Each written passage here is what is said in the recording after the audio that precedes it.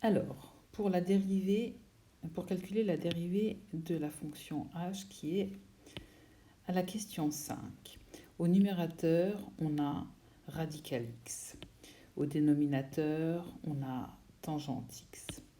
Et donc, quand on dérive un quotient de fonction, on se rappelle qu'on doit dériver le numérateur multiplié par le dénominateur qu'on ne dérive pas, moins le numérateur qui n'est pas dérivé multiplié par le dénominateur qui est dérivé.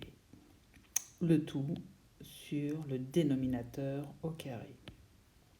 La dérivée de radical x, c'est 1 sur 2 radical x.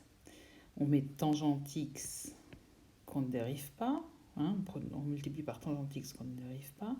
Ensuite, on fait moins le radical x multiplié par la dérivée de tangente x qui est ici 1 plus tangente carré x. Ensuite, ce qui se passe, c'est que pour obtenir cette fraction,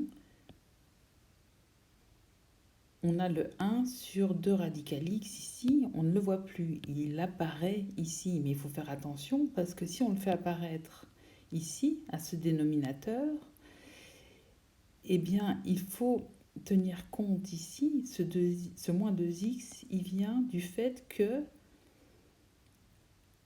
à ce niveau-là, le numérateur, on a tout mis sur 1 sur 2 radical x.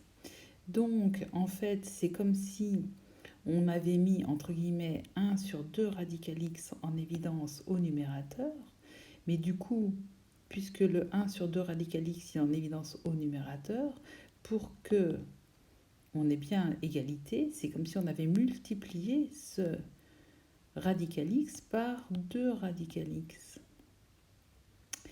Et quand on fait 2 radical x fois radical x, ici, eh bien on obtient le 2x qui est là.